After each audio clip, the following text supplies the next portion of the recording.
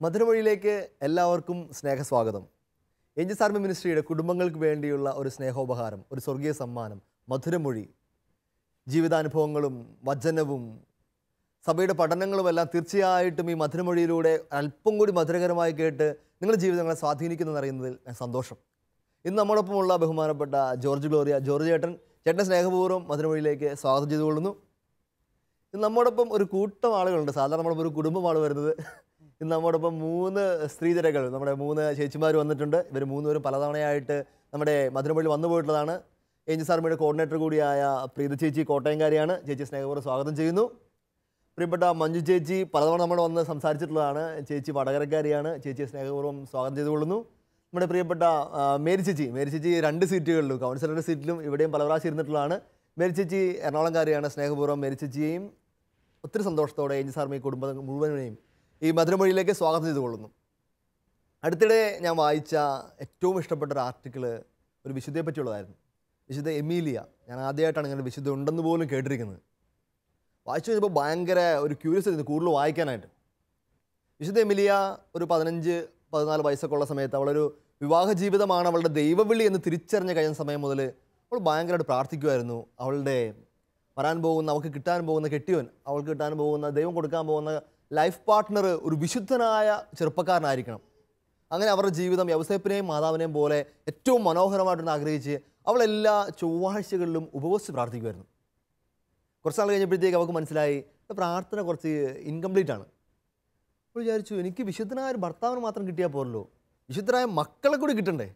അപ്പോൾ അതിനെ തുടർന്ന് അവൾ മറ്റൊരു ദിവസം വെള്ളിയാഴ്ചയോ മറ്റോ അധികം ഉപവസിച്ച് വിശുദ്ധരായ മക്കളെ തന്നെ പ്രാർത്ഥിക്കാൻ തുടങ്ങി. കുറച്ച് നാൾ കഴിഞ്ഞപ്പോഴത്തേക്ക് അവൾക്ക് മനസ്സിലായി ഈ പ്രാർത്ഥനയും കുറച്ച് ഇൻകംപ്ലീറ്റ് ആണെന്ന് തോന്നുന്നു. കാരണം എനിക്ക് വിശുദ്ധരായ ഭർത്താവിനെയും വിശുദ്ധരായ മക്കളെയും മാത്രം കിട്ടിയാൽ പോരല്ലോ, വിശുദ്ധരായ ഇൻലോസിനെ, അമ്മായിപ്പനെയും അമ്മായിയമ്മയും കൂടി വിശുദ്ധരായി കിട്ടിയാലല്ലേ കുടുംബജീവിതം മൊത്തം സന്തോഷമാകത്തുള്ളൂ. കാരണം ഇവർ ഒരുമിച്ചാണല്ലോ സ്വർഗത്തിലേക്ക് കയറി പോകേണ്ടത്. അപ്പോൾ അവളിങ്ങനെ പറഞ്ഞു വന്നപ്പോൾ, വായിച്ചു വന്നപ്പോഴത്തേക്ക് എല്ലാ ദിവസത്തിനും ഉപവാസം പ്രാർത്ഥനയായി കല്യാണത്തിന് മുമ്പ് തന്നെ വിശുദ്ധമായൊരു കുടുംബത്തെ അവൾക്ക് ലഭിക്കുവാനായിട്ട്. പിന്നീട് ചരിത്രം അതിരസകരമാണ്. ചരിത്രം വായിക്കുന്നത്, അവളുടെ മൂത്ത മകൻ എല്ലാവരും തന്നെ അറിയും, സഭാപിതാവായ ബേസിൽ, കൊച്ചു ബേസിൽ എന്നാണ് അതിൽ എഴുതിയിരുന്നത്. രണ്ടാമത്തെ മകൻ അടുത്ത സഭാപിതാവായ വിശുദ്ധ ഗ്രിഗറി, അറിയപ്പെടുന്ന സഭാപിതാവാണ് വിശുദ്ധ ഗ്രിഗറി. മൂന്നാമത്തെ ആള് വിശുദ്ധ പീറ്റർ, കൊച്ചു പീറ്റർ എന്നാണ്. സഭയിലെ വലിയ പീറ്ററായ പത്രോസിലുള്ളതുകൊണ്ട് മൂന്നാമത്തെ ആൾ വിശുദ്ധ പീറ്റർ. നാലാമത്തെ ആൾ മകളായിരുന്നു വിശുദ്ധ കൊച്ചു മക്രീന. വലിയ മക്രീന വേറെ ഒരാൾ പുറകെ ഉണ്ടായിരുന്നു, അതുകൊണ്ടാണ് മുമ്പേ ഒരാളുണ്ടായിരുന്നു, അതുകൊണ്ടാണ് വിശുദ്ധ കൊച്ചു മക്രീന. അഞ്ചാമത്തെ മകൻ വിശുദ്ധ തെയോബിസ്. 5 മക്കൾ വിശുദ്ധരായിത്തീർന്നു. തിരുസഭയിൽ ഇത്രയധികം വിശുദ്ധരുള്ള വേറെ കുടുംബമില്ല. തീർന്നില്ല, ഞാൻ ആദ്യം പറഞ്ഞല്ലോ വിശുദ്ധ കൊച്ചു ബേസിൽ. കാരണം എന്താണെന്നറിയാവോ, വിശുദ്ധ എമിലിയുടെ ഭർത്താവിൻ്റെ പേരിലും ബേസിൽ തന്നെയായിരുന്നു. ഇന്ന് അദ്ദേഹം സഭയിൽ വിശുദ്ധനാണ്, വിശുദ്ധ വലിയ ബേസിൽ. ഭർത്താവ് വിശുദ്ധനായി മാറി. മക്രീനെ പറ്റി പറഞ്ഞില്ലേ, വേറൊരു വലിയ മക്രീനുണ്ട്, അതുകളുടെ അമ്മായിയമ്മയാണ്. ഒരു കുടുംബത്തിൽ നിന്ന് അമ്മ, 5 മക്കൾ, ഭർത്താവ്, അമ്മായിയമ്മ, 8 വിശുദ്ധർ. ഇത്രയും വലിയൊരു വിശുദ്ധരുള്ള, നമുക്ക് ആകെ അറിയാം നമ്മൾ കൊച്ചറേശ്വര കുടുംബമൊക്കെ ആണല്ലോ വലിയ വിശുദ്ധരുടെ വലിയ കുടുംബങ്ങളായിട്ട്. അതിനേക്കാളും വലിയ സഭയിലെ വിശുദ്ധ കുടുംബം. എനിക്ക് തോന്നിയത് എവിടുന്നാണ് സ്റ്റാർട്ട് ചെയ്തത്? 8 പേര് തിരുസഭയിൽ വിശുദ്ധരായി ഒത്തിരി പേർക്ക് മാതൃകയാവാനുള്ള കാരണം ഒരു പെൺകുട്ടി അവൾ തിരിച്ചറിവിൻ്റെ പ്രായത്തിൽ, ദൈവവിളി തിരിച്ചറിഞ്ഞ പ്രായത്തിൽ ഒരുങ്ങി അവളുടെ വിവാഹ ജീവിതത്തിൽ പ്രവേശിച്ചുകൊണ്ടാണ്. എനിക്ക് തോന്നുന്നു ഇതാണ് നമ്മൾ ഏറ്റവും അധികമായിട്ട് ഒരു പേരൻറ്റിങ്ങിൻ്റെ ലെവലിൽ ഏറ്റവും ആഴത്തിൽ ചിന്തിക്കേണ്ട വിഷയം. ഇത് തന്നെയാണ് ഇന്നത്തെ മധുരമൊഴിയുടെ സംസാര വിഷയവും. വിവാഹ ജീവിതത്തിലേക്ക് പ്രവേശിക്കുന്നതിന് മുമ്പ് ഉണ്ടാവേണ്ട ഒരുക്കം. അതുകൊണ്ടാണ് നമ്മൾ ഇത്രയും സ്ത്രീജനങ്ങളെയൊക്കെ നമ്മളിന്ന് പ്രത്യേകമായിട്ട് ഒരുങ്ങിയവരെ കൂട്ടിക്കൊണ്ട് വന്നിരിക്കുന്നത്. നമുക്ക് ഏഞ്ചൽസ് ആർമിയുടെ കോർഡിനേറ്റർ കൂടിയായ പ്രീത ജോസഫിൽ തന്നെ തുടങ്ങാം. എങ്ങനെയാണ് പ്രീതി ചേച്ചി വിവാഹ ജീവിതത്തിന് വേണ്ടി ഒരുങ്ങുന്നത്? ഞാൻ ചോദിക്കാൻ കാരണമുണ്ട്, പ്രീതി ചേച്ചി പലർക്കും ക്ലാസ് എടുക്കുന്നത് ഞാൻ കേട്ടിട്ടുണ്ട്. വിവാഹ ജീവിതത്തിന് എങ്ങനെ ഒരുങ്ങാന്നൊക്കെ പറഞ്ഞ് ചെറുപ്പക്കാർ ക്ലാസ് എടുക്കുന്നത് കേട്ടിട്ടുണ്ട്. അതുകൊണ്ട് എങ്ങനെയാണ് ചേച്ചി വിവാഹ ജീവിതത്തിലേക്ക് ഒരുങ്ങി പ്രവേശിച്ചത്? വിവാഹ ഒരുക്ക ധ്യാനത്തിലൂടെയാണ് ഞാൻ ഈ ഒരു പ്രിപ്പറേഷനെ കുറിച്ച് കൂടുതൽ ചിന്തിക്കാൻ തുടങ്ങിയത്. അത് കല്യാണത്തിനൊരു 3 വർഷങ്ങൾക്ക് മുമ്പാണ്. 3 വർഷത്തിന് മുമ്പേ വിവാഹമൊരുക്ക ധ്യാനം കൂടിയായിരുന്നു. അപ്പോൾ ഈ വിവാഹമൊരുക്ക ധ്യാനത്തിൽ ഹസ്ബൻഡ് നമ്മുടെ വരുന്ന പാർട്ട്ണർക്ക് വേണ്ടി പ്രാർത്ഥിക്കണം, ഇൻലോസിന് വേണ്ടി പ്രാർത്ഥിക്കണം എന്നൊക്കെ ഉള്ളൊരു ഒരു ചിന്ത കിട്ടുന്നത്. അപ്പം ഞാൻ ഓർക്കുന്നത് അന്ന് മുതലൊക്കെ ഈ ഇഷ്ടമുള്ള സാധനങ്ങൾ മാറ്റിവെച്ച് ചിലപ്പോൾ ഈ ഒരു 2 വർഷത്തേക്കൊക്കെ ഇഷ്ടമുള്ളൊരു സാധനം ഞാൻ മാറ്റി വെച്ചിട്ടുണ്ട് എൻ്റെ പാർട്ട്ണർക്ക് വേണ്ടി. ഇടയ്ക്ക് ഇതുപോലെ ഞാൻ ചിലപ്പോൾ എനിക്ക് പെട്ടെന്നൊന്നും തോന്നുന്നു പ്രാർത്ഥിക്കാം, അപ്പോൾ വെറുതെ കൈവിരിച്ചെന്ന് ഒരു രഹസ്യം ചെല്ലും. പക്ഷേ ഈ സമയത്ത് എൻ്റെ പാർട്ട്ണർ എവിടെയാണോ, എന്താവശ്യമുണ്ടോ, അങ്ങനെ ഒരു പ്രാർത്ഥിക്കാനൊരു പ്രേരണയായിരുന്നു. അതുപോലെ ഇൻലോസിന് വേണ്ടി പ്രാർത്ഥിക്കുക. ഞങ്ങൾ താമസിക്കുന്ന വീട്ടിലെ അയൽവക്കം, അങ്ങനെ കെട്ടിക്കഴിഞ്ഞിട്ട് പോകുന്ന വീട്ടിൽ അങ്ങനെ ഒരു തോന്നലായിരുന്നു, അങ്ങനെ ഒരു പ്രാർത്ഥന ഉണ്ടായിരുന്നു. ഇങ്ങനെ കുറച്ച് നാളിങ്ങനെ പ്രാർത്ഥിച്ചു പേഴ്സണൽ പ്രയർ. അപ്പോൾ ഞങ്ങൾക്ക് സെല്ലുണ്ടായിരുന്നു, ഞങ്ങളുടെ കുറച്ച് പെൺകുട്ടികൾ കൂടിയിട്ടുള്ള സെൽ ഗ്രൂപ്പിൽ. അപ്പോൾ ഞങ്ങൾ സെൽ ഗ്രൂപ്പിൽ എല്ലാവരും തന്നെ ഞങ്ങളിങ്ങനെ ഒരുങ്ങുമായിരുന്നു വിവാഹത്തിന് മുമ്പായിട്ട്. ഞങ്ങൾ കൂട്ടമായിട്ട് ഞങ്ങളുടെ വരും പാർട്ട്നേഴ്സിന് വേണ്ടി പ്രാർത്ഥിച്ച് ഒരുങ്ങുന്നൊരു ഞങ്ങൾക്കൊരു സെൽ ഗ്രൂപ്പ് ഞങ്ങൾ അങ്ങനെ ചെയ്യുമായിരുന്നു. അപ്പോൾ അതുകൊണ്ട് തന്നെ നമ്മൾ ഒരിക്കൽ പ്രാർത്ഥിച്ചുകൊണ്ടിരുന്ന ഒരു നമ്മളിങ്ങനെ ഇതിനുവേണ്ടി പ്രാർത്ഥിക്കുന്ന സമയത്ത് ഒരു തോന്നൽ, നിനക്ക് കല്യാണം കഴിക്കാൻ പോകുന്ന ആളെക്കുറിച്ച് നിനക്ക് വരുന്ന ആഗ്രഹങ്ങൾ നീ ഒരു പേപ്പറിൽ എഴുതാം എന്നൊരു തോന്നൽ, ദൈവം പറയുന്ന പോലെ തോന്നൽ പ്രാർത്ഥിക്കാനിരുന്നപ്പോൾ. അപ്പോൾ ഞാൻ ഓർത്ത് എന്താ ഒരു പേപ്പറും പേന എടുത്തിട്ട് ഞാനിങ്ങനെ ഓർത്തു എന്നെ കല്യാണം കഴിക്കാൻ പോകുന്ന ആൾ എവിടെയായിരിക്കണം ജോലി. അപ്പോൾ വെറുതെ എനിക്ക് തോന്നി ബാംഗ്ലൂർ എഴുതാം. അപ്പോൾ എന്തായിരിക്കണം ജോലി? അപ്പോൾ തോന്നി എഞ്ചിനീയർ. അപ്പം എവിടെയാണ് അവർ വീട്? അപ്പോൾ നോക്കുമ്പോൾ കേരളത്തിൽ എനിക്ക് ഒട്ടും അറിയാത്ത സ്ഥലം ചങ്ങനാശ്ശേരിയാണ്. അപ്പോൾ ഓർത്ത് ചങ്ങനാശ്ശേരി. അങ്ങനെ വയസ്സ് അന്ന് ഇങ്ങനെ ഒരു 5-8 കാര്യം മനസ്സിൽ തോന്നി എഴുതി കഴിഞ്ഞപ്പോൾ എനിക്ക് തോന്നി ഇതൊരു വെറുതെ എഴുത്തല്ല, ഇതിനകത്ത് എന്തോ ഒരു കാര്യം എഴുതി കഴിഞ്ഞപ്പോൾ എനിക്ക് മനസ്സിലായി. അപ്പോൾ അത് കഴിഞ്ഞ് കുറച്ച് നാളിങ്ങനെ കഴിഞ്ഞപ്പോഴത്തേക്ക് ഞാനന്ന് കമ്പ്യൂട്ടർ പഠിക്കുക. അപ്പോൾ കമ്പ്യൂട്ടർ ക്ലാസ്സിലെ കുട്ടികളെ ഇങ്ങനെ കല്യാണം ആയോ എന്നൊക്കെ ചോദിച്ചപ്പോൾ ഞാൻ ചുമ്മാ പറഞ്ഞു ആയിട്ടുണ്ട്, ചങ്ങനാശ്ശേരിയിലാണ് വീട്, ബാംഗ്ലൂരാണ് ജോലി, എഞ്ചിനീയറുമാണ്, അത്ര അറിയാം, ബാക്കിയൊന്നും ആളെ കണ്ടിട്ടില്ല. അപ്പോൾ അതൊരു തമാശയായിട്ട് ക്ലാസ്സിൽ ഇങ്ങനെ പോകുമായിരുന്നു. പക്ഷേ ഒരു സമയത്ത് പ്രാർത്ഥിച്ചുകൊണ്ടിരുന്നപ്പോൾ ഒരു തോന്നൽ, ജൂലൈ 16-ാം തീയതി നീ കല്യാണം കഴിക്കാൻ പോകുന്ന ആളെക്കുറിച്ച് നീ കേൾക്കും, ഒരു തോന്നൽ. അപ്പം നമ്മളിങ്ങനെ സ്വാഭാവികമായിട്ട് അന്ന് കർമ്മല മാതാവിൻ്റെ തിരുനാളാണ്, എൻ്റെ അനിയത്തിയുടെ ബർത്ത്ഡേയുടെ അന്ന്. അപ്പോൾ ഈ ഒരു ദിവസം ഞാനിങ്ങനെ ഒന്ന് പ്രതീക്ഷിച്ചിരിക്കുന്നുണ്ടായിരുന്നു. ജൂലൈ 16-ാം തീയതി അന്ന് കുറച്ച് ഫ്രണ്ട്സ് വീട്ടിൽ വന്നു. അപ്പം അന്ന് രാത്രി വർത്തമാനം പറഞ്ഞുകൊണ്ടിരിക്കുന്ന സമയത്ത് അവർ ഇതുപോലെ എന്നോട് ചോദിച്ചു, ചേച്ചിയുടെ കല്യാണം ആയില്ലേ? അപ്പം ഞാൻ പറഞ്ഞു പിന്നെ ചെറുക്കൻ ആളെ കിട്ടിയിട്ടില്ല, പക്ഷെ ഇത്രയും കാര്യങ്ങളൊക്കെ ക്ലിയർ ആണെന്ന് പറഞ്ഞു. അപ്പം എൻ്റെ അടുത്ത് പെട്ടെന്ന് ചോദിച്ചു, അപ്പം ചേച്ചി അറിഞ്ഞായിരുന്നല്ലേ ആ ഒരു കേസ് വന്ന്? അപ്പം ഞാൻ ചോദിച്ചു ഏത് കേസ്? അപ്പോൾ ഇവരെൻ്റെ അടുത്ത് പറഞ്ഞു അന്ന് എമ്മാവൂസിൽ ആരോ വന്നിട്ട് അവരുടെ അനിയന് വേണ്ടിയിട്ട്, ആ ആളുടെ അനിയന് വേണ്ടിയിട്ട് ഒരു പെൺകുട്ടി ഉണ്ടോ എന്ന് അന്വേഷിച്ചു. അപ്പോൾ അറിഞ്ഞെടുത്തോളം പുള്ളിക്കാരൻ റെയിൽവേയിൽ എഞ്ചിനീയറാണ്, ചങ്ങനാശ്ശേരിയിലാണ് വീട്, ബാംഗ്ലൂരാണ് ജോലി. അപ്പം ഞാൻ വെറുതെ എൻ്റെ കൂടെ ഉണ്ടായിരുന്ന ആനിയോട് പറഞ്ഞു, ആനി സമയം നോക്കി, കർത്താവ് എനിക്കൊരു വെറുതെ ഒരു തോന്നലുണ്ടായിരുന്നു, ഇന്ന് ഞാൻ കല്യാണം കഴിക്കാൻ പോകുന്ന ആളെക്കുറിച്ച് കേൾക്കുന്ന ഒരു തോന്നലുണ്ടായിരുന്നു. നോക്കുമ്പോൾ 12 മണിയാവാൻ അധികം സമയമില്ല. അപ്പം ഞങ്ങൾ അന്ന് ഓർത്ത് രാത്രി 12 മണി. അപ്പൊ കർത്താവ് ലാസ്റ്റ് മൊമെന്റ് തന്നൊരു സൈൻ ആണല്ലോ എന്ന് ഞങ്ങളിങ്ങനെ പറഞ്ഞു. കുറച്ച് ദിവസങ്ങൾ കഴിഞ്ഞപ്പോഴാണ് ശരിക്കും എൻ്റെ ഹസ്ബൻഡിൻ്റെ ചേട്ടൻ വീട്ടിൽ പള്ളി വന്ന് പെണ്ണ് കാണുന്നതും ഇവർ വരുന്നതും. ഇപ്പം ഞങ്ങളുടെ വീട്ടിൽ അപ്പം അതിനിടയ്ക്ക് ഒരു സംഭവം ഉണ്ടായെന്ന് വെച്ച് കഴിഞ്ഞിട്ടുണ്ടെങ്കിൽ ആരോ പറഞ്ഞു, അമ്മച്ചിയോട് പറഞ്ഞു കല്യാണമായില്ലേ മോൾക്ക് ചങ്ങനാശ്ശേരി എന്നൊക്കെ കേട്ടല്ലോ. അപ്പം അമ്മച്ചി എൻ്റെ അടുത്ത് വന്നിട്ട് ചോദിച്ചു അതെന്ത് പരിപാടി കാണിച്ചു? ഇല്ല, അമ്മച്ചി എന്നോട് ചോദിച്ചു നീ എന്ത് ഇങ്ങനെയൊക്കെ പറയണേ, കല്യാണം ആലോചിച്ചുകൊണ്ടിരിക്കുമ്പോൾ നീ എന്ത്? അപ്പം ഞാൻ അമ്മച്ചിയോട് കഥയെല്ലാം പറഞ്ഞു. അപ്പം അമ്മച്ചിക്ക് ഇച്ചിരി ദേഷ്യം വന്നു, കാരണം ഈ കല്യാണം ആലോചിച്ചുകൊണ്ടിരിക്കുമ്പോൾ ചങ്ങനാശ്ശേരി അതും ഇതൊക്കെ പറയണം എന്നിങ്ങനെ പറഞ്ഞു. പക്ഷേ ഈ കല്യാണം വന്നു കഴിഞ്ഞപ്പോൾ നോക്കുമ്പോൾ ബാംഗ്ലൂർ ഇതെല്ലാം പറഞ്ഞ പോലെ. അതുകൊണ്ട് തന്നെ ഈ കല്യാണം ഞങ്ങളുടെ വീട്ടിലൊരു പ്രത്യേകമായിട്ട് ശ്രദ്ധിച്ച ഒരു കല്യാണമായിരുന്നു. അപ്പം എനിക്ക് ആ ഒരു എന്താ പറയുക, ആ നാളുകളിൽ കല്യാണമൊക്കെ എന്നെ സംബന്ധിച്ചൊരു ഭയങ്കര ദൈവാനുഭവത്തിൻ്റെ കാലഘട്ടമായിരുന്നു. തീർച്ചയായിട്ടും ഇത് കേൾക്കുമ്പോൾ തന്നെ ഞാൻ പറഞ്ഞ വിശുദ്ധയുടെ ജീവിതമൊക്കെ ആയിട്ട് ഭയങ്കര അസോസിയേറ്റ് ചെയ്യാൻ വേണ്ടി തോന്നുന്നു. കാരണം നമ്മൾ മുൻപേ പ്രാർത്ഥിച്ച് ഒരുങ്ങിക്കഴിഞ്ഞാൽ തമ്പുരാൻ കൃത്യമായിട്ട് ഇടപെടും. മാതാവിനും അല്ലെങ്കിൽ വിശുദ്ധർക്കൊക്കെ മാത്രമല്ല, ഇന്ന് നമ്മുടെ കേരളത്തിലും നമ്മുടെ നാട്ടിലും ഭൂമിയിലൊക്കെ ജീവിക്കുന്ന കുഞ്ഞുങ്ങളുടെ ഇടയിലും മാലാഖമാരും ദൈവദൂതന്മാരൊക്കെ വന്നിട്ട് കൃത്യമായിട്ട് അരുളപ്പാടുകൾ കൊടുത്തിട്ട് പോകും, ഉറപ്പാണ്. അപ്പോൾ ഇന്നെന്തായാലും ഇച്ചിരി സൂക്ഷിച്ച് വേണം ബഹുമാനപ്പെട്ട ജോർജ് ചേട്ടൻ ഇരിക്കാനായിട്ട്. കാരണം എനിക്ക് പ്രത്യേകിച്ച് വിവാഹത്തിൽ ഒരുങ്ങി പരിചയമൊന്നും ഇല്ലല്ലോ. അതുകൊണ്ട് വിവാഹത്തിൽ ഒരുങ്ങിയ ഒരു പുരുഷൻ എന്ന നിലയിൽ, ഒരു 3 സ്ത്രീകളായതുകൊണ്ട് ഒരു പുരുഷൻ എന്ന നിലയിൽ എങ്ങനെ ജോർജ് ചേട്ടൻ വിവാഹത്തിന് ഒരുങ്ങി എന്ന് ഒന്ന് പറയാമോ? തീർച്ചയായിട്ടും പ്രീത പറഞ്ഞ പോലെ അത്ഭുതകരമായ ഒരു നടപടിക്രമം എൻ്റെ കാര്യത്തിലില്ലായിരുന്നു. അതുകൊണ്ട് തന്നെ ഞാൻ പറയാം, ചിലപ്പോൾ കണ്ടുകൊണ്ടിരിക്കുന്നവരും ചിലപ്പോൾ എല്ലാവർക്കും ഇതുപോലെ കൃത്യമായിട്ട് അത്ഭുതം ഡേറ്റും ഡേയും ഒക്കെ കിട്ടുകയെന്നു അതിനർത്ഥമില്ല കേട്ടോ. പിന്നെ ഇച്ചിരി എൻ്റെ അസൂയ കൊണ്ട് ഞാൻ പറയുന്നത് അതൊന്നും കൂടെ കൂട്ടിക്കോ, എനിക്ക് കിട്ടിയില്ലാത്തത്. എന്നാലും വേണ്ടില്ല. എൻ്റെ കാര്യത്തിൽ എന്താണെന്ന് വെച്ച് കഴിഞ്ഞാൽ ഞാൻ വളരെ കാലം എൻ്റെ ഏത് ജീവിതാന്തസ്സിലേക്കാണ് വിളിക്കപ്പെട്ടിരിക്കുന്നത് എന്നുള്ള കൺഫ്യൂഷനുമായിട്ട് നടന്ന ഒരാളാണ്. കൺഫ്യൂഷനൊക്കെ ഏതാണ്ട് തെളിഞ്ഞു വരുന്നൊരു കാലമായപ്പോൾ വിവാഹിതനാകാൻ തന്നെയാണ് അവസാനം. പഴയ എപ്പിസോഡിൽ പറഞ്ഞ കാര്യം പറഞ്ഞ ഓർക്കുന്നുണ്ടല്ലോ, കല്യാണം കഴിക്കുന്നതിനും 6-7 വർഷം മുമ്പ് കല്യാണം കഴിക്കുന്നവർക്ക് വേണ്ടി ധ്യാനം നടത്തിയിരുന്ന ധ്യാനം നടത്തി തൻ്റെ ഇടമായിട്ട് പ്രസംഗിച്ചു. അന്ന് ഞാൻ വിചാരിച്ചു ഞാൻ കല്യാണം കഴിക്കേണ്ടി വരികയല്ലെന്ന്. അതുകൊണ്ട് എനിക്ക് തൻ്റെ ഇടമായിട്ട് പറയാമായിരുന്നു. പക്ഷേ കല്യാണം കഴിക്കേണ്ടി വരും എന്നുള്ളൊരവസ്ഥ വന്നു കഴിഞ്ഞപ്പോൾ സംഗതി കുറച്ചുകൂടെ ഗൗരവമായി. എനിക്ക് പേടിയുണ്ടാകാൻ തുടങ്ങി. കാരണം എൻ്റെ കുടുംബജീവിതം നന്നാകാനുള്ള സാധ്യത കുറവാണെന്ന് എനിക്കറിയാം. കാരണം എൻ്റെ തനി സ്വഭാവങ്ങൾ എനിക്കറിയാമല്ലോ, വേറെ ആർക്കും അറിയത്തില്ലെങ്കിലും. അതൊരു കുടുംബജീവിതത്തിന് അത്ര പാകമായതല്ല എന്നുള്ള ഒരു തോന്നലും എനിക്ക് ശക്തമായിട്ടുണ്ടായിരുന്നു. ഞാൻ തന്നെ പ്രസംഗിച്ചിട്ടുള്ള കുടുംബജീവിതം എനിക്ക് നയിക്കാൻ പറ്റുമോ ഇല്ലയോ എന്ന്. അപ്പോൾ ആ നാളുകളിൽ ഞാൻ വളരെ ശക്തമായിട്ടൊന്ന് പ്രാർത്ഥിക്കാൻ തുടങ്ങി. വിവാഹ ജീവിതത്തിലേക്കാണ് വിളിയെന്ന്. ആ പ്രാർത്ഥന ഇങ്ങനെയാണ്: കർത്താവ്, എനിക്ക് ഇന്ന ബലഹീനതകളുണ്ട്, മുൻകോപമുണ്ട്, അങ്ങനെ എൻ്റെ പ്രശ്നങ്ങളൊക്കെ ഞാൻ എടുത്തു വെച്ചു. കർത്താവ്, ഇതിനെയൊക്കെ അതിജീവിക്കാൻ പറ്റുന്ന ഒരു ജീവിയായിരിക്കണമേ, അല്ലെങ്കിൽ ആ ജീവിയാക്കി അവളെ മാറ്റണമേ. ഇപ്പം സമയമുണ്ടല്ലോ, ഈ കിട്ടുന്ന സമയം കൊണ്ട് എത്രയും വേഗം എൻ്റെ മുൻകോപത്തിന് പകരം ക്ഷമാശീലം, ഇങ്ങനെയുള്ള സദ്ഗുണങ്ങളിലൊക്കെ അവളെ ഒന്ന് വളർത്തി വലുതാക്കി എടുക്കണമേ കർത്താവേ എന്നെല്ലാം പറഞ്ഞ് ഞാൻ ആത്മാർത്ഥമായിട്ട്, വളരെ ഗൗരവത്തോടെയാണ്, വളരെ സീരിയസ് ആയിട്ട്, വളരെ ആത്മാർത്ഥമായിട്ട് പ്രാർത്ഥിക്കാൻ തുടങ്ങി. ഏറെ നാൾ ഞാൻ പ്രാർത്ഥിച്ചില്ല. ഒരു ദിവസം ഞാൻ പ്രാർത്ഥിക്കാനാണ് തുടങ്ങിയപ്പോൾ എൻ്റെ ഉള്ളിൽ എനിക്കൊരു പ്രീത പറഞ്ഞ പോലെ ഒരു സ്വരം, ഒരു തോന്നൽ, അല്ലെങ്കിൽ ഒരു ചിന്ത, അത് കർത്താവിൻ്റെതാണെന്ന് എനിക്ക് തോന്നുക. ആ തോന്നൽ, നിൻ്റെ പ്രാർത്ഥന വളരെ നന്നായിട്ടുണ്ട്. അപ്പോൾ അത് നമ്മൾ ആരും കേൾക്കാൻ ഇഷ്ടപ്പെടുന്ന ഒരു അപ്രീസിയേഷൻ. അപ്പം ഞാൻ വളരെ ഉഷാറായിട്ട് വളരെ താല്പര്യത്തോടെ കേൾക്കായിരുന്നു. നിൻ്റെ പ്രാർത്ഥന വളരെ നന്നായി. കാരണം കുടുംബജീവിതം നന്നാകണമെന്നുള്ള ഉദ്ദേശത്തോടെയാണ് നീ പ്രാർത്ഥിക്കുന്നത്. പക്ഷേ ഒരു ചെറിയ പ്രശ്നമുണ്ട്.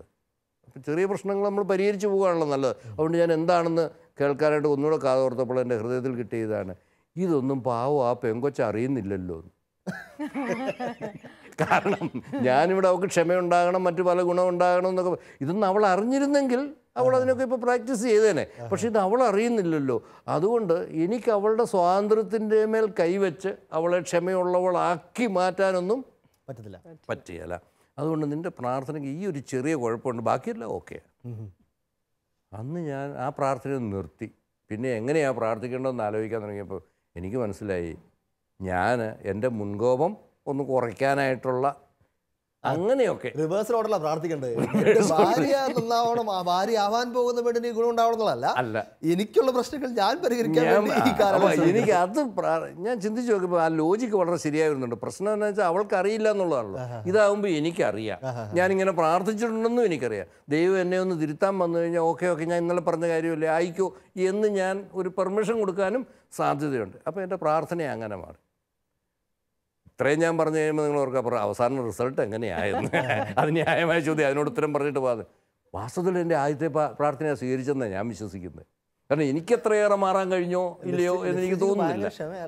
പക്ഷേ എൻ്റെ ഭാര്യയുടെ അപാരമായ ക്ഷമയും അതുപോലുള്ള മറ്റു ഗുണങ്ങളും കാണുമ്പോൾ എനിക്ക് തോന്നുന്നു എൻ്റെ ആദ്യത്തെ പ്രാർത്ഥന തന്നെ സ്വീകാര്യമായത്. പക്ഷേ വീണ്ടും ഞാൻ ഊന്നി പറയാം, നമ്മൾ പ്രാർത്ഥിക്കേണ്ടത് നമ്മൾ നന്നാകാൻ വേണ്ടി തന്നെയാണ്. ഒരുപക്ഷെ നമ്മൾ നന്നാകാത്ത കേസാണെന്ന് അറിയാമെങ്കിൽ കർത്താവ് അപ്പുറത്ത് അതിന് പകരം ചെയ്തോളും എന്നുള്ളതിന് ഞാൻ നല്ലൊരു ഉദാഹരണമാകും എന്നെനിക്ക് തോന്നുക. പിന്നെ നമുക്ക് തിരിച്ച് നമ്മുടെ മഞ്ജു ചേച്ചിയിലേക്ക് വരാം. ചേച്ചി എങ്ങനെയായിരുന്നു ചേച്ചി വിവാഹത്തിന് വേണ്ടി ഒരുങ്ങിയത്? അതായത് 97 ഫുൾ ടൈമർഷിപ്പ്, ഞാൻ ഫുൾ ടൈമറായിരുന്നു. അപ്പം എനിക്ക് കല്യാണമൊക്കെ ആലോചിച്ച് തുടങ്ങിയ സമയത്ത് ഒരു കൺഫ്യൂഷൻ, പറഞ്ഞ പോലെ ദൈവവിളി, സിസ്റ്റർ ആകണോ എന്നുള്ളൊരു. അപ്പൊ ഞാൻ ആലിസുട്ടി ചേച്ചിയുടെ അടുത്ത്, നമ്മുടെ ജിസുത്തിലുള്ള, അപ്പൊ ഭയങ്കര ഒരു ഭാരമായിരുന്നു കല്യാണം. അയ്യോ, ദൈവം ആഗ്രഹിക്കുന്ന ഇനി സിസ്റ്റർ ആകണം, പക്ഷെ കല്യാണം കഴിക്കാൻ ആഗ്രഹം ഉണ്ട് താനും. അപ്പൊ ആലിസുട്ടി ചേച്ചി എടുത്ത് ഇതിനെപ്പറ്റി പറഞ്ഞപ്പോൾ ആലിസുട്ടി ചേച്ചി പറഞ്ഞു, പിന്നെ നീ കല്യാണം കഴിച്ചാൽ മതി, നീ എന്നിട്ട് കുറേ മക്കളെ അമ്മയാവണം. അപ്പൊ അത് കേട്ടപ്പോൾ ഭയങ്കര ഒരു സന്തോഷമായിരുന്നു. അങ്ങനെ പ്രവചനം പോലെ പൂർത്തിയായി. 5 മക്കളുണ്ട്. അപ്പം ഞാൻ നന്നായിട്ട് പ്രാർത്ഥിക്കുമായിരുന്നു, നല്ല ഭർത്താവിനെ കിട്ടണം, നല്ല സ്നേഹമുള്ള നല്ലൊരു കുടുംബത്തിലോട്ട് പോകാൻ പറ്റണം, നന്നായിട്ട് പ്രാർത്ഥിക്കുമായിരുന്നു. പക്ഷേ എൻ്റെ ചിന്ത എന്നാന്ന് വെച്ചിട്ടുണ്ടെങ്കിൽ, എൻ്റെ ചേച്ചിയുടെ കല്യാണം കഴിഞ്ഞിട്ട് ചേച്ചി അമേരിക്കയിലോട്ട് പോയതുകൊണ്ട് അവരുടെ ലൈഫൊന്നും കണ്ടിട്ടില്ല. അപ്പം എൻ്റെ വിചാരം മാരീഡ് ലൈഫ് എന്ന് പറഞ്ഞാൽ നമ്മൾ സിനിമയിലൊക്കെ കാണുന്ന പോലെ അങ്ങനെ വലിയ പ്രശ്നങ്ങളൊന്നുമില്ല. എൻ്റെ അപ്പയുടെ അമ്മയുടെ ഒക്കെ ലൈഫിലുണ്ടാകുന്ന ഇങ്ങനെ ചെറിയ വഴക്കുകൾ പോലും എൻ്റെ ലൈഫിൽ ഉണ്ടാകത്തില്ല. അതൊക്കെ ഞാൻ ഈസിയായിട്ട് മാനേജ് ചെയ്യും. ഞാൻ കുറച്ചുകൂടെ മെച്ചപ്പെട്ട ആളാണ്. എനിക്ക് അങ്ങനത്തെ പ്രശ്നമൊന്നും ഉണ്ടാകത്തില്ല. അങ്ങനെയായിരുന്നു. അതുകൊണ്ട് തന്നെ ഞാൻ വിവാഹ ഒരുക്ക ധ്യാനം കൂടിയ സമയത്ത് ഇങ്ങനെ നല്ല പ്രാർത്ഥനാരൂപിയൊക്കെയുള്ള ബ്രദേഴ്സ് വന്നിട്ട് അവരുടെ അനുഭവങ്ങളൊക്കെ ഷെയർ ചെയ്ത സമയത്ത് അവരനുഭവിച്ച ഓരോ ക്രൈസിസ് ഒക്കെ പറഞ്ഞപ്പോഴാണ് ശരിക്കും മാരീഡ് ലൈഫിൻ്റെ അതൊരു വിളിയാണെന്നുള്ള ബോധ്യം. ഞാൻ വിചാരിച്ചിരുന്ന ഈ ദൈവവിളി എന്ന് പറയുന്നത് സിസ്റ്റർ ആകാനും അച്ഛനാകാനും മാത്രമുള്ളൊരു വിളിയാണ്. പക്ഷേ മാരീഡ് ലൈഫ് ഒരു വിളിയാണ്.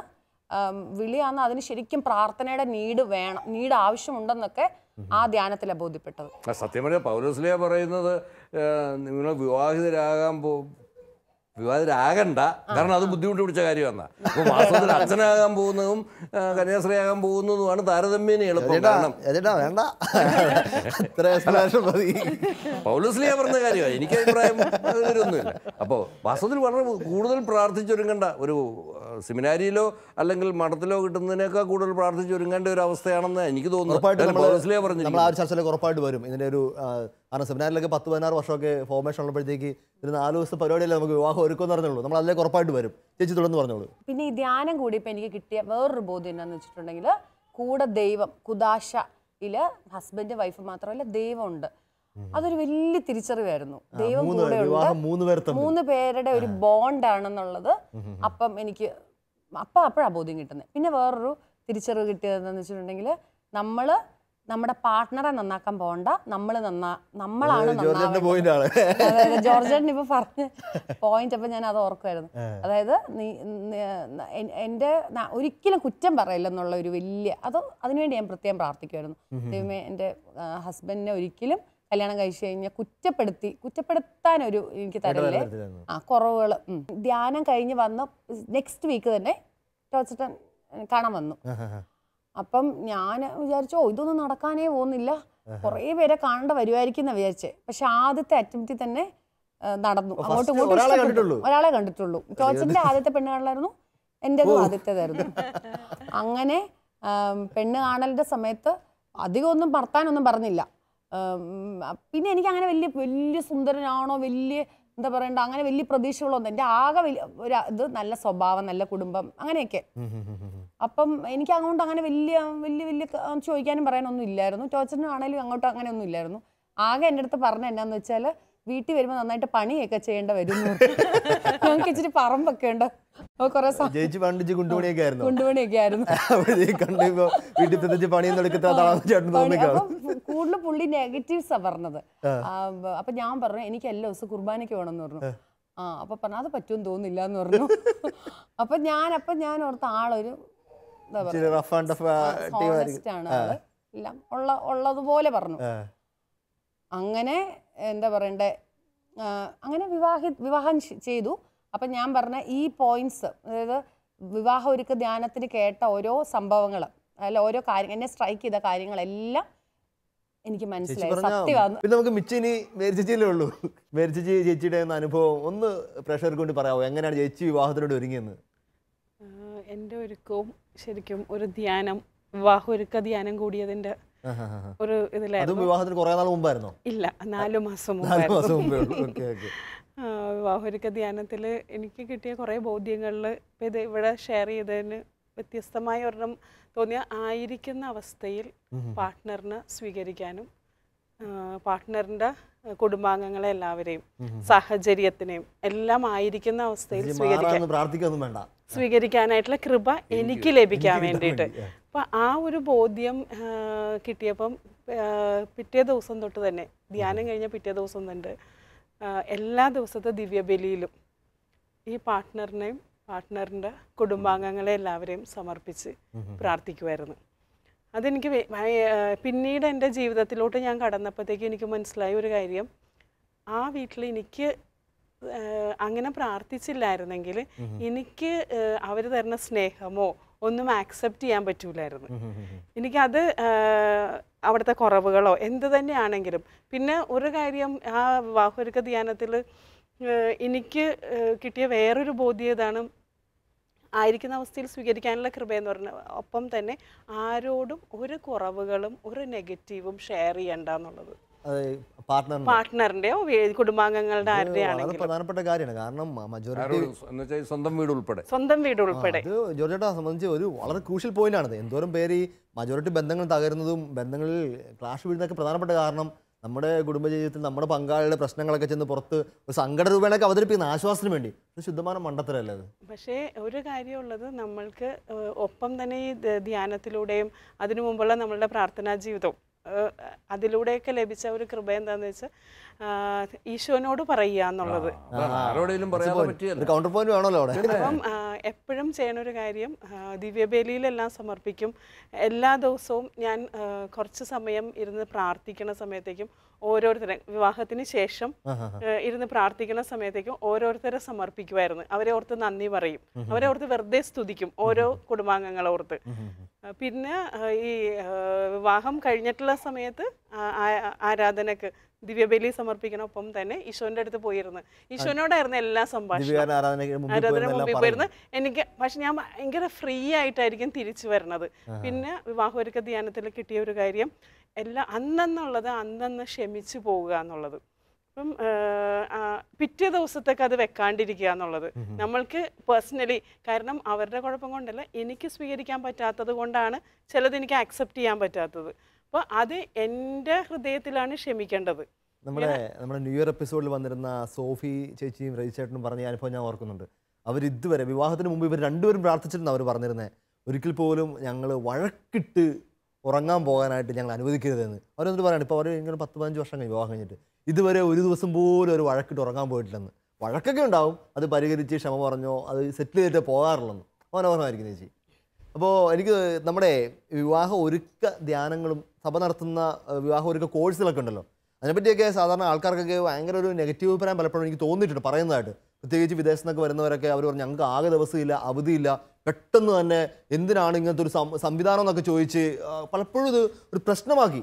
ഒരിക്കൽ ഒരു അച്ഛൻ പറഞ്ഞാൽ, ഞങ്ങളുടെ ഒരു രൂപതയിലെ ഒരു അച്ഛൻ, സ്ഥലം പറയാൻ ബുദ്ധിമുട്ടുണ്ട്, രൂപതയിലെ അച്ഛൻ പറഞ്ഞാണ്, അച്ഛനാണ് എൻ്റെ വിവാഹം ഒരുക്ക ധ്യാനം നടത്തുന്ന ആളാണ്, മസ്റ്റായിട്ട് കൂടണം, ഒറ്റ ദിവസം ഒരു എക്സെപ്ഷൻ കിട്ടത്തില്ലെന്ന് പറഞ്ഞിട്ട് ആകെ 3 ദിവസമുള്ളൂ. ഇറങ്ങി വന്നിട്ട് അച്ഛൻ്റെ പുത്തൻ കാറിൽ കരിങ്കൽ വെച്ച് ഒരച്ചിട്ടങ്ങ് പോയെന്ന്. ദേഷ്യം തീർക്കാൻ വേണ്ടിയാ. വിവാഹം ഒരുക്ക ധ്യാനങ്ങളൊക്കെ കഴിഞ്ഞ് പോകുമ്പോൾ അവിടെയുള്ള ടാപ്പുകളൊക്കെ അടിച്ചൊടിച്ചിട്ട് പോവുക. കാരണം കോഴ്സ് മസ്റ്റായിട്ട് അറ്റൻഡ് ചെയ്യണം, അല്ലെ സർട്ടിഫിക്കറ്റ് കൊടുക്കത്തില്ലല്ലോ. ചോദിച്ചിട്ട് ഈ ഒരു സഭയുടെ ഭാഗത്തു നിന്നുള്ള ഒരു അമ്മ എന്നതിൽ കരുതലുണ്ടല്ലോ, ഇത് അവർ 3 ദിവസത്തെ ക്ലാസ് അറ്റൻഡ് ചെയ്ത് അവിടെ നിന്ന് എല്ലാവരുടെയും ക്ലാസ്സും കൂടി കുറച്ച് പൈസ കൊടുത്ത് പോകാന്നുള്ളതല്ലോ. മറിച്ച് ഞാൻ വിചാരിക്കുന്ന ഒരു അമ്മയുടെ കരുതലാണ്. ഒരമ്മ തന്നെ മക്കളെ എങ്ങനെ ഒരു പുത്തൻ കുടുംബത്തിലേക്ക് നയിക്കുമ്പോൾ എങ്ങനെ പോകണമെന്നുള്ളത് ഇതൊക്കെ ഞങ്ങൾ നോക്കിക്കാണുന്നത്. ഇതാദ്യം തുടങ്ങിയത് കത്തോലിക്ക സഭയാണ്. കത്തോലിക്ക സഭയിലാണ് ഇതൊരു കുടുംബജീവിതത്തിന് പ്രിപ്പറേഷൻ വേണമെന്ന് പറഞ്ഞുകൊണ്ട് തുടങ്ങുക.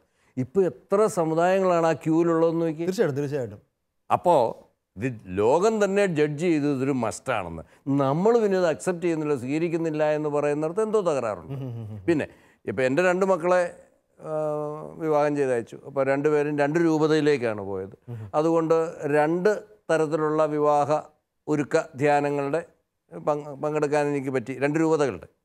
അപ്പോൾ ഇതിലെ അവസാനത്തെ ദിവസം മാതാപിതാക്കൾക്ക് വേണ്ടിയിട്ടുള്ള അവരെ കൂടെ വിളിച്ചത് എനിക്ക് തോന്നുന്നു വളരെ മനോഹരമായിട്ടാണ്. ഇപ്പോൾ എനിക്ക് എല്ലാ രൂപതകളുടെയും ഞാൻ അറ്റൻഡ് ചെയ്തിട്ടില്ല, 2 രൂപതകളുടെ കാര്യത്തിനകത്ത് എനിക്ക് പറയാൻ പറ്റും വളരെ മനോഹരമായിട്ടാണ് അത് നടത്തിക്കൊണ്ട്. എത്ര എസെൻഷ്യലായിട്ടുള്ള അഡ്വൈസുകളാണ് കൊടുക്കുന്നത്. ഉദാഹരണം പറഞ്ഞു കഴിഞ്ഞാൽ ഇപ്പോൾ എൻ്റെ ഇളയ മകളുടെ, അപ്പോൾ എനിക്ക് ഏറ്റവും ഓർമ്മയുള്ള കാര്യമാണ്, മാതാപിതാക്കളോട് പറഞ്ഞ കാര്യമാണ്, പ്രത്യേകിച്ച് അമ്മമാരോട് വിളിച്ച് പറഞ്ഞ കാര്യമാണ്, അമ്മമാരോട് പ്രത്യേകമായിട്ട് പറഞ്ഞ കാര്യമാണ്, നിങ്ങൾ ഇന്നും ഈ കല്യാണം കഴിയുന്നതിൻ്റെ പിറ്റേ ദിവസം മുതൽ മോളെ വിളിച്ചേച്ച് കാപ്പി കുടിച്ചോടി, ഇഡ്ഡലി ആയിരുന്നോടി, ദോശ, ഇവരുടെ ഡേ ടു ഡേ ലൈഫിലേക്ക് നിങ്ങൾ ദയവായി ഇൻ്റർഫിയർ ചെയ്യരുത്.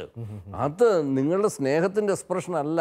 നിങ്ങളത് എന്തുമാത്രം പ്രശ്നം ഉണ്ടാക്കും. അവർ ലെറ്റ് ദം ലീവ്. അവർ ഒരിക്കലും മറന്നേക്കാനല്ല, ഒരു ക്രൈസിസ് ഒക്കെ ഉണ്ടായി എന്തെങ്കിലും വരുമ്പം നമ്മുടെ ഭാഗത്ത് നിന്ന്. പക്ഷേ എപ്പോഴും അവരെ ഒരുമിച്ച് നിർത്താനുള്ളൊരു ട്യൂണായിരിക്കണം ഇങ്ങനെയൊക്കെ ഉപദേശങ്ങൾ. പക്ഷേ ആദ്യം പറഞ്ഞ കാര്യം, അധികം നിങ്ങൾ ഇടപെടരുത്, അവരെ ജീവിക്കാനൊന്ന് അനുവദിക്കുക.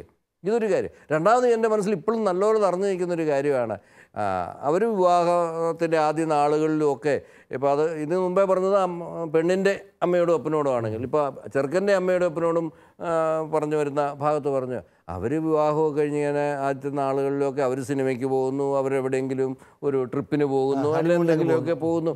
അപ്പോൾ അവർ വന്ന് സ്വാഭാവികമായിട്ടും നിങ്ങളോടൊന്ന് ചോദിക്കും, അപ്പച്ച അമ്മച്ചി വരുന്നോ, ഞങ്ങൾ സിനിമയ്ക്ക് പോകാൻ വരുന്നോ എന്ന് ചോദിക്കും. നിങ്ങളെന്താ മറുപടി പറയണമെന്നറിയാം?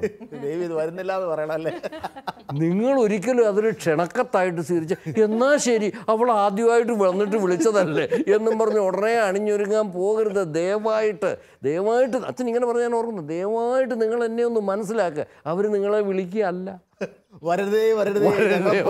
അപ്പം നിങ്ങൾ വേണം, അയ്യോ എനിക്ക് ഭയങ്കര തിരക്കാണ്, ഞാൻ ഇതിനിടയ്ക്ക് എവിടുന്ന് വരാൻ എനിക്ക് താല്പര്യമുണ്ടായിരുന്നു, പക്ഷേ ഒരു നിവൃത്തിയില്ലല്ലോ, ഇനി ഒരു ദിവസം ആയിക്കോട്ടെ എന്ന് പറഞ്ഞ് നിങ്ങൾ അവരുടെ സ്നേഹത്തെ റിജക്റ്റ് ചെയ്യാതെ അവരെ പറഞ്ഞു വിടണം. ഇനി അവർ വരണമെന്നുണ്ടെങ്കിൽ ഇങ്ങനെയൊന്നും ആയിരിക്കുമല്ലോ അവർ പറയുന്നത്, 5 ടിക്കറ്റ് എടുത്തിട്ടുണ്ട്, ഇത്ര മണിക്ക് ഷോ കുരിക്കുക.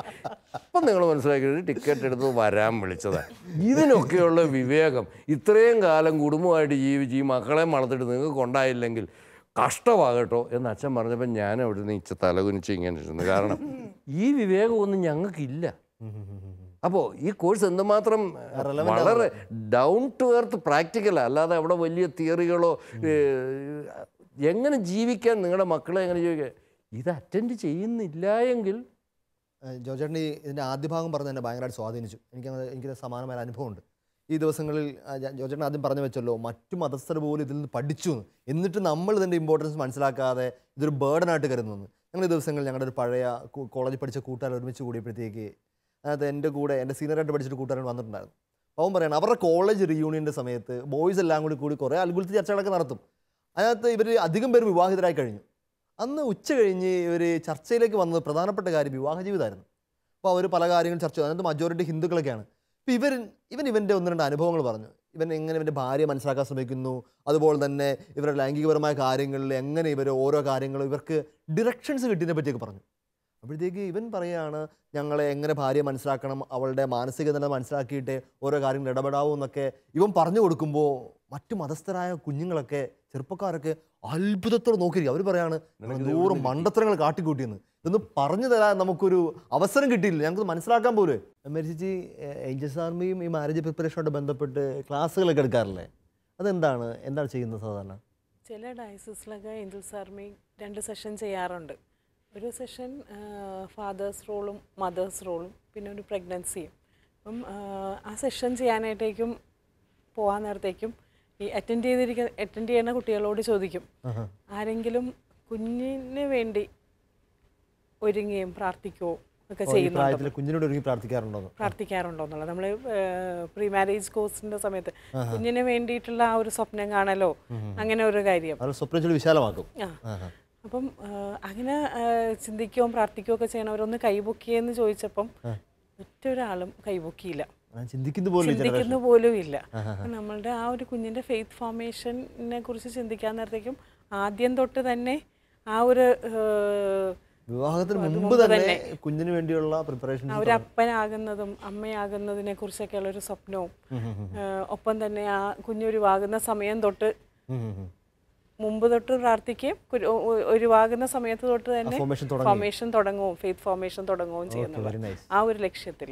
പ്രിയപ്പെട്ടവരെ, നമുക്കിനി പറയാനിരുന്നാൽ ഒത്തിരി കാര്യങ്ങൾ പറയാറുണ്ട്. ഇവരുടെ 3 പേരുടെയും 4 പേരുടെ അനുഭവങ്ങൾ തന്നെ ധാരാളം. നമ്മൾ പറഞ്ഞു തുടങ്ങിയത് ഒറ്റ കുഞ്ഞു കാര്യമാണ്, വിവാഹത്തിന് വേണ്ടി എങ്ങനെ ഒരുങ്ങണം, ആത്മീയമായിട്ട് കുടുംബം ഒന്നിച്ച് എങ്ങനെ ഒരുങ്ങിയാൽ എങ്ങനെ വിവാഹ ജീവിതം മനോഹരമാക്കാം. നമ്മുടെ ചുറ്റുപാട് നമ്മൾ ഒത്തിരി വിഷമങ്ങളും, കത്തോലിക്ക സഭയിലാണ് ഏറ്റവും കൂടുതൽ ഡിവോഴ്സ് നടക്കുന്നതെന്നും അതുപോലത്തെ കാര്യങ്ങൾ ബുദ്ധിമുട്ടുകളൊക്കെ പറഞ്ഞുകൊണ്ടിരിക്കുമ്പോൾ ഏറ്റവും പ്രധാനപ്പെട്ട കാര്യം അത് ഒരുങ്ങാതിരിക്കുന്നതുകൊണ്ടാണ്. എത്ര ഒരുക്കക്കുറവുണ്ടോ, എത്ര അറിവില്ലായ്മകളുണ്ടോ, അവിടെയാണ് സാത്താൻ നമ്മൾ പറ്റിക്കുന്നത്. അത് എല്ലാവരും മനസ്സിലാക്കണമെന്ന് മാത്രമാണ് നമ്മുടെ പ്രാർത്ഥന.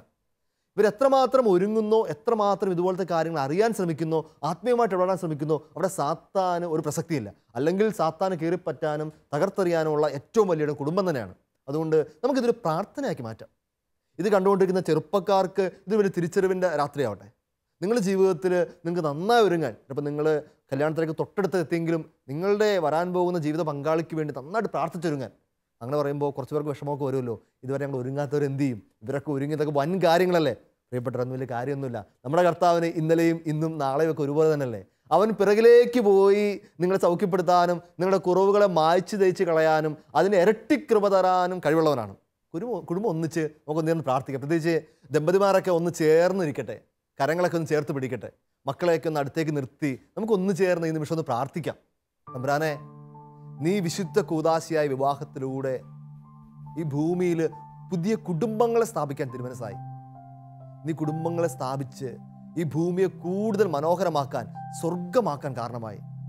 ചവറപ്പിതാവിലൂടെ നീ പറഞ്ഞു വെച്ചല്ലോ, ഈ ഭൂമിയിൽ ഓരോ കുടുംബങ്ങളും ആകാശമോക്ഷത്തിൻ്റെ സാദൃശ്യങ്ങളാണ്, സ്വർഗ സാദൃശ്യങ്ങളാണ്. ഞങ്ങളുടെ കുടുംബങ്ങൾ സ്വർഗ സാദൃശ്യമാകണമെങ്കിൽ തമ്പുരാനെ എത്ര ഒരുക്കത്തോടെ ഞങ്ങൾ ഈ കുടുംബജീവിതത്തിലേക്ക് ഇറങ്ങി വരണം. എത്ര താല്പര്യത്തോടെ മൂന്നാമനായിട്ട് നിന്നെ ഞങ്ങൾ വിവാഹത്തിലൂടെ കൂട്ടിക്കൊണ്ട് വരണം. എവിടെയെങ്കിലൊക്കെ വീഴ്ചകൾ ഉണ്ടായി പോയിട്ടുണ്ടെങ്കിൽ തമ്പുരാനെ ഒന്നു ചേർന്ന് മാപ്പപേക്ഷിക്കുന്നു. നന്നായിട്ടൊരു വിവാഹ ജീവിതത്തിൽ പ്രവേശിക്കാത്തത് കൊണ്ട് ഞങ്ങൾക്കുണ്ടായ കുഞ്ഞുങ്ങൾക്ക് തമ്പുരാനെ ഏതെങ്കിലും കുറവുകൾ നേരിട്ടിട്ടുണ്ടെങ്കിൽ, അവർക്ക് കൊടുക്കേണ്ട കാര്യങ്ങൾ ഞങ്ങൾക്ക് കൊടുക്കാൻ പറ്റിയിട്ടില്ലെങ്കിൽ, നല്ല ഒരുക്കത്തോടെ മക്കളെ സ്വീകരിക്കാൻ പറ്റിയിട്ടില്ലെങ്കിൽ തമ്പുരാനെ ഈ നിമിഷം ഞങ്ങൾ നിന്റെ കരുണയ്ക്ക് വേണ്ടിയല്ല സമർപ്പിക്കുന്നു. നിന്റെ കരുണ എല്ലാത്തിനെയും കീഴടക്കട്ടെ, നിന്റെ കരുണ എല്ലാത്തിനും വിശുദ്ധീകരിക്കപ്പെടട്ടെ. ഞങ്ങളുടെ യുവജനങ്ങൾക്കെല്ലാം തമ്പുരാനെ ഇതൊരു ബോധ്യമായിട്ട് ഹൃദയത്തിൽ കൊടുക്കണമേ. കുടുംബജീവിതത്തിൽ ഒരുക്കക്കുറവുകൾ കൊണ്ട് ഏതെങ്കിലും കുടുംബങ്ങൾ തമ്പുരാനെ തകർക്കപ്പെട്ടിട്ടുണ്ടെങ്കിൽ, വിള്ളലുകൾ നേരിട്ടിട്ടുണ്ടെങ്കിൽ, തമ്പുരാനെ വിവാഹമോചനത്തിൻ്റെ വക്കിലൊക്കെ എത്തിനിട്ടിട്ടുണ്ടെങ്കിൽ, തെറ്റിദ്ധാരണകളും വിഷമങ്ങളും കണ്ണീരിൻ്റെ രാത്രികളും അനേകമായി വരുന്നുണ്ടെങ്കിൽ തമ്പുരാനെ ഈ നിമിഷം തന്നെ നിന്റെ സ്വർഗത്തിൻ്റെ ശക്തി അയച്ച് സൗഖ്യദായകമായ നിന്റെ വലതുകരം നീട്ടി ആശ്വാസദായകനായ കർത്താവെ നീ അവരുടെ കുടുംബത്തിലേക്ക് ഇടപെടണമേ. പരിശുദ്ധ അമ്മേ, പൂർണ്ണയായ സ്ത്രീയെ, വിശുദ്ധ ഔസേപ്പിനൊപ്പം ഏറ്റവും വിശുദ്ധിയോടെ കുടുംബജീവിതം നയിച്ചവളെ, ഞങ്ങളുടെ കുടുംബങ്ങളെയും ഏറ്റവും മനോഹരമായി ഒരുങ്ങി ഈ വിശുദ്ധ കൂദാശയിലേക്ക് വരുവാനും വിവാഹമെന്ന കൂദാശയെ ഏറ്റവും പരിശുദ്ധമായി സമീപിക്കുവാനും ഞങ്ങളുടെ മക്കളെ സഹായിക്കണമേ. നമുക്കൊന്നു ചേർന്ന് ആശീർവാദം സ്വീകരിക്കാം. നമ്മുടെ കർത്താവ് ഈശോ മിശിഹായുടെ കൃപയും പിതാവായ ദൈവത്തിൻ്റെ സ്നേഹവും പരിശുദ്ധാത്മാവിൻ്റെ സഹവാസവും പരിശുദ്ധ അമ്മയുടെയും സ്വർഗം മുഴുവൻ്റെയും മാധ്യസ്ഥവും സംരക്ഷണവും നാം എല്ലാവരും ഉണ്ടായിരിക്കട്ടെ, ഇപ്പോഴും എപ്പോഴും എന്നേക്കും. ഈശോ മിശിഹായ്ക്ക് സ്തുതിയായിരിക്കട്ടെ. പ്രിയപ്പെട്ടവരെ, സാധിക്കുമെങ്കിൽ ഇപ്പോൾ തന്നെ സുവിശേഷം എന്നെടുത്ത് യോഹന്നാന്റെ സുവിശേഷം 2-ാം അധ്യായം കാനായിലെ കല്യാണം ഒന്നു ചേർന്ന് കുടുംബത്തിൽ വായിച്ചിട്ട് നമ്മുടെ കുടുംബത്തിലേക്ക് എന്തെങ്കിലും കുറവുകൾ വന്നിട്ടുണ്ടെങ്കിൽ തമ്പുരാനെ നീ നിറവായി വരണമെന്ന് പ്രാർത്ഥിക്കാം.